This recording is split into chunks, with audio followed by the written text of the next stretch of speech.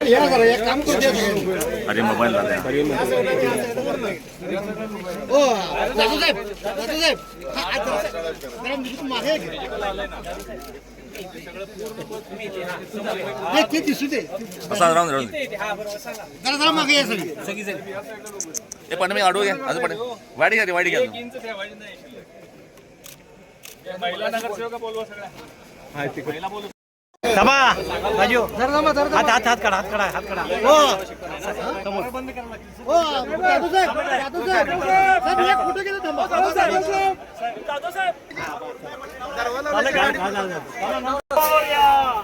हा हा हा मोबाईल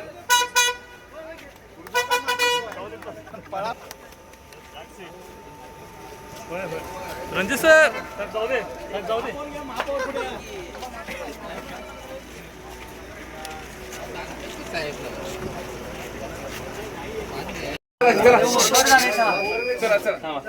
आपल्या गाड्या ओरडून असणार आहेत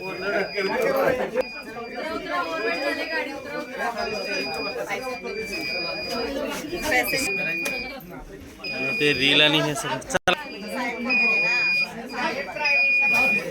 SIT मार्फत या सगळ्या प्रकरणाची आम्हीही निवेदन देऊ चौकशी करू SIT CBI CID ज्यांच्या मार्फत करायचं असेल ते करूया काही अडचण नाही कारण त्याचं निरसन झालं पाहिजे लोकांचं समाधान झालं पाहिजे विनाकारण त्यामध्ये कुणी आडेवेडे घ्यायचं काही कारण नाही पण एका भागाचा जिल्हा प्रशासनाकडून महापालिका प्रशासनाकडून मुख्यमंत्र्यांच्या दौऱ्याच्या पार्श्वभूमीवर सगळी तयारी उद्घाटनाची सुरू असताना हा मुद्दा समोर आलेला आहे काय तुम्हाला याच्यामध्ये काही राजकारण दिसतंय की काय वाटतं या कार्यक्रमात पद्धतीने हा मुद्दा समोर येणार आणि काँग्रेस नाही बा महाराष्ट्रामध्ये सध्या महायुतीचं सरकार आहे सन्मान्य मुख्यमंत्री देवेंद्रजी फडणवीस साहेब मुख्यमंत्री एकनाथरावजी शिंदे आणि सुनेत्रताई अतिशय प्रभावी आणि चांगलं काम करतायत कोल्हापूरला ज्यावेळी हे जळीत झालं त्या दुसऱ्या दिवशी त्यावेळेचे मुख्यमंत्री असणारे शिंदे साहेब आले आणि त्यांनी ताबडतोब 10 कोटीची घोषणा केली लगेच त्याच्यानंतर 15 कोटी म्हणजे जे लागणारं परिपूर्ण आहे ज्या लोकांच्या कोल्हापूरच्या भावना होत्या रंगकर्मीच्या भावना होत्या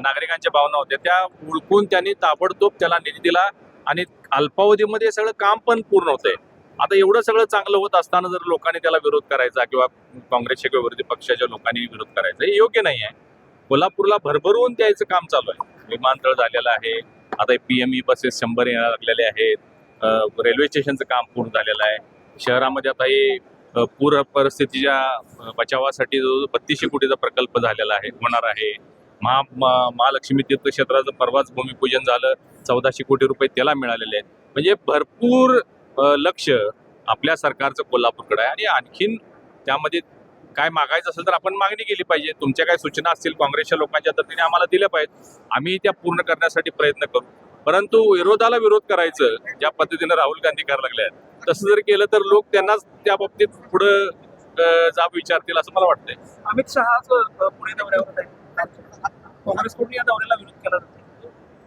आता त्यांना काही कामच राहिलेलं नाही आहे अमित शहा साहेब हे एका खाजगी म्हणजे टिळक पुरस्कार देण्यासाठी अजित डोवालजी यांना पुरस्कार देण्यासाठी ते पुण्यामध्ये येत आहेत आता याला विरोध करायचं काय कारण आहे म्हणजे काही कामच राहिलेलं नाही असं मी सांगितलं तुम्हाला दिल्लीमध्ये सुद्धा सुरुवातीला त्यांनी काय सांगितलं की पेपर फुटीवर चर्चा झाली पाहिजे तोपर्यंत आम्ही सदन चालू देणार नाही सरकारनं जाहीर केलं की आम्ही चर्चा करण्याला तयार आहोत या तुम्ही 8 दिवस त्यांनी सभागृह बंद पाडलं चर्चेला या म्हटल्यानंतर सुद्धा त्याच्यानंतर दुसरा सूर त्यांनी काय काढला की राजीनामा झाल्याशिवाय आम्ही चर्चा करू देणार नाही मग राजीनामा झाला तरी पुन्हा 1 आठवडा तसाच परत गोंधळात काढला आता राजीनामा झाला त्याच्यावर कायदा झाला दोन्ही सभागृहामध्ये तो कायदा पास झाला आता ते म्हणतात अमित शहा साहेबांनी राजीनामा दिला म्हणजे त्यांना आता सध्या कुठलाही मुद्दा नसल्यामुळं अशा पद्धतीचे गोष्टी करून एक नरेटिव्ह सेट करायचा लोकांचा संभ्रम करायचा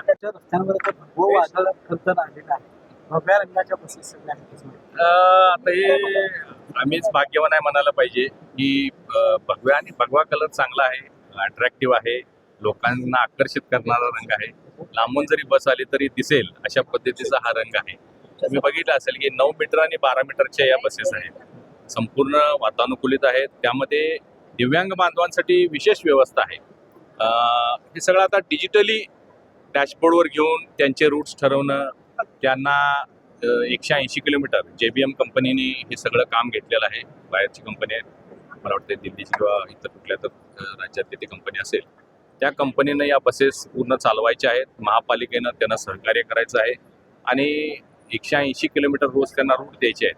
तर आत्ताच्या बसेस आपल्या एक्झिस्टिंग आहेत त्या अतिशय दुरावस्थेमध्ये आहेत आणि म्हणून आम्ही कोल्हापूरमध्ये बसेस आणणार म्हटल्यानंतर आमच्या विरोधात काँग्रेसच्या मंडळीने आमची जरा चेष्टा केली होती. त्यांनी 3 बसेस दिल्या होत्या आणि खूप गाजावाजा केला होता की आम्ही 3 बसेस दिल्या म्हणून. आम्ही त्याच दिवशी घोषित केलं होतं की आम्ही 100 बसेस आणू. त्यावेळी त्यांनी चेष्टा केली होती, हे हवेत बोलतात खासदार असं म्हटले होते. परंतु प्रत्यक्षात दिल्ली दरबारी अनेक वेळा मंत्री महोदयांना भेटणे, सेक्रेटरीजना भेटणे, त्याचा फॉलोअप घेणे, महापालिकेकडून कागदपत्राची पूर्तता करणे, या सगळ्या गोष्टी पूर्ण केल्यामुळं आज हा शुभदिन कोल्हापूरमध्ये होतोय. आणि ह्या सगळ्या सेवेची खरं पाहता पब्लिक ट्रान्सपोर्टेशन मजबूत असणं हे गरजेचं आहे. आणि आपल्या कोल्हापूरसारख्या शहरामध्ये आता ट्रॅफिक वाढत चाललेलं आहे, भाविक मोठ्या प्रमाणात येत आहेत, पर्यटक मोठ्या प्रमाणात येत आहेत. अशा वेळी पब्लिक ट्रान्सपोर्टेशन असणं आणि त्याचा लाभ महापालिकेसाठी होणं हे क्रमप्राप्त आहे. त्या दृष्टिकोनातून कोल्हापूरकरांच्या आणि भाविकांच्या सेवेसाठी ही बस इथं कार्यरत होईल. महालक्ष्मीला येणाऱ्या लोकांसाठी व्यवस्था करणं, एअरपोर्टसाठी व्यवस्था करणं, अशा अनेक प्रकारच्या कल्पना आमच्या स्थायी समितीचे सभापती आणि आमचे सगळे सदस्य महायुतीचे यांनी आता बराच चांगला प्लॅन केलेला आहे आणि तो आता भविष्यात आपल्यात अंमलात आलेला दिसेल.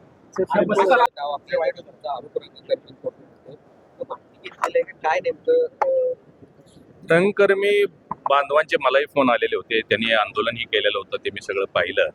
खरं पाहता ही बातमी कुठून आली मला माहीत नाही की केशवराव भोसले खाजगीकरण होणार.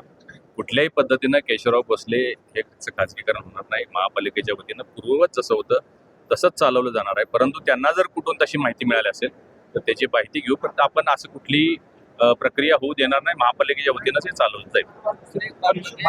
महापालिकेकडून व्यवस्थापन केलं जाईल असं म्हणतात. व्यवस्थापन केलं जाईल. काल साहेब रंगकर्मीने एक पत्रकार परिषद घेतली ज्यामध्ये त्यांनी महापौर असतील, आयुक्त असतील यांच्यावर आरोप केले की दिशाभूल करणारी वक्तव्य ते करतात. म्हणजे महापौर हे पहा, दोन्हीकडून काही वक्तव्य झालेले आहेत. रंगकर्मींनी सांगितलं की खाजगीकरण होणार, महापौरांनी आमच्या सांगितलं की खाजगीकरण होणार नाही, दिशाभूल करायचं काम चाललंय, असं दोन्हीकडून हे वक्तव्य झालेले आहेत. आणि म्हणून त्याच्यावर आता आपण पडदा टाकूया की कुठल्याही पद्धतीनं त्याचं खाजगीकरण होणार नाही. महापालिकेच्या वतीनंच ते चालवलं जाईल. रंगकर्मींना जर त्यामध्ये आपले काही स्वतःचे इनपुट्स द्यायचे असतील किंवा त्यांना व्यवस्थापनामध्ये काही सहभागी असेल त्यांचाही सहभाग आम्ही करून घेऊ. नाही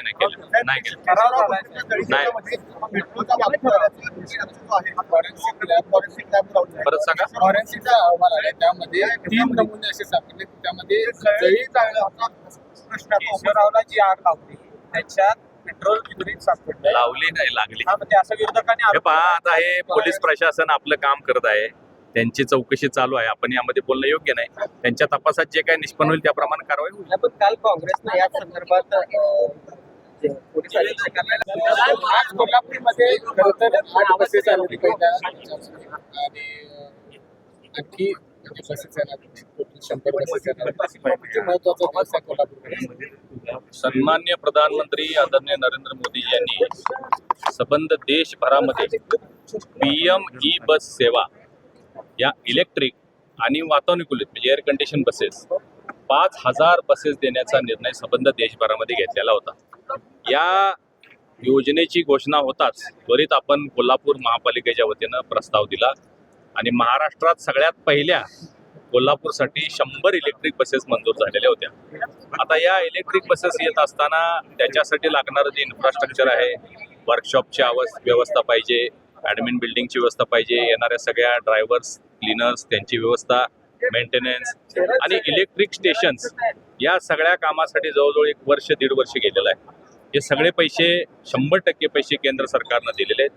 केंद्र सरकारनं जे पैसे दिले होते त्याची पाहणी करण्यासाठी मी इथं आलेलो आहे. सगळं इन्फ्रास्ट्रक्चर पूर्णपणे तयार झालेलं आहे. 8 बसेस दाखल झालेले आहेत. 15 ऑगस्टच्या आत कोल्हापूरमध्ये इलेक्ट्रिक बसची सेवा सुरू होईल अशा आमच्या परिवहन समितीच्या वतीनं घोषणा केलेली होती. ती घोषणा पूर्णत्वास येत आहे. 50 ते 60 बसेस 15 ऑगस्टपर्यंत येतील. 9 तारखेला सन्मान्य मुख्यमंत्री महोदय कोल्हापूरमध्ये येत आहेत. तर त्याच्या आधी त्यांनी जर वेळ दिली तर या इलेक्ट्रिक बसेस किंवा पुढची वेळ दिली तर त्यावेळी मोठ्या प्रमाणात याचं उद्घाटन आपण करणार आहोत आणि ही सगळी सेवा कोल्हापूरकरांसाठी आपण कार्यरत करणार आहोत. 100% ह्या ज्या बसेस आहेत, आपलं पूर्वीचं जे KMTचं जे काम होतं त्या बसेस जुन्या झाल्या होत्या आणि मेंटेनन्समुळं KMT तोट्यात आलेली होती. खूप मेंटेनन्स कारण खूप जुन्या बसेस होत्या, मेंटेनन्स अभावी त्या सगळ्या बंद होत्या. 60-70 बसेस बंद आहेत. या नवीन बसेस आहेत, आधुनिक पद्धतीच्या आहेत, याला आता डिझेलचा खर्च नाही आहे. इलेक्ट्रिक चार्जिंग जे होणार आहे ते अत्यल्प दरामध्ये, याच्यासाठी EV साठी दर सुद्धा वेगळा आहे MSCBचा आणि या सगळ्या कमी दरामध्ये इलेक्ट्रिक त्याला उपलब्ध होत असल्यामुळं, मेंटेनन्स कमी होत असल्यामुळं आणि प्रदूषण विरहित पूर्ण ग्रीन हे काम चालत असल्यामुळं त्याचा निश्चित फायदा या बस चालकाला किंवा बसच्या या सगळ्या व्यवसायामध्ये होणार. या सेवा देत असताना कोल्हापुरातील रस्ते पण चांगले असणे गरजेचं आहे. 100 कोटी रस्त्यांना अजून काही ठिकाणी काम झालं नाही. कुठेतरी महापालिका रस्ते तयार करण्याच्या बाबतीत कमी पडते. 100 कोटीचे जे रस्त्याचा विनाकारण विरोधकांनी थोडासा वावा केलेला आहे. हे रस्ते बऱ्यापैकी आता झालेले आहेत, काही अजून प्रलंबित आहेत, परंतु पावसामुळं काही ठिकाणी हे रस्ते आता अपूर्ण आहेत. लवकरच पाऊस कमी झाल्यानंतर तुम्हाला पूर्ण कोल्हापूर शहरातले रस्ते अति चकाचक तुम्हाला सगळे दिसतील. जुन्या बस आले, नवीन बस आलेलेच आहे. जुन्या बस काही निम्म्या 60% पेक्षा जास्त खराब झालेल्या आहेत. त्यावर परत वापरात येणार त्याच काय? हे पहा, आता त्या ज्या 10 आणि 12 वर्षापेक्षा जास्त झालेल्या बसेस आहेत त्या चालवणं थोडंसं इष्ट टाईम मला वाटत नाही, योग्य होणार नाही. नवीन बसेस नवीन रूटनं चालतील आणि जुन्या ज्या चालू शकतील त्या परत आपण दुरुस्त करून त्याही आपण चालवणार आहोत. सर, सध्या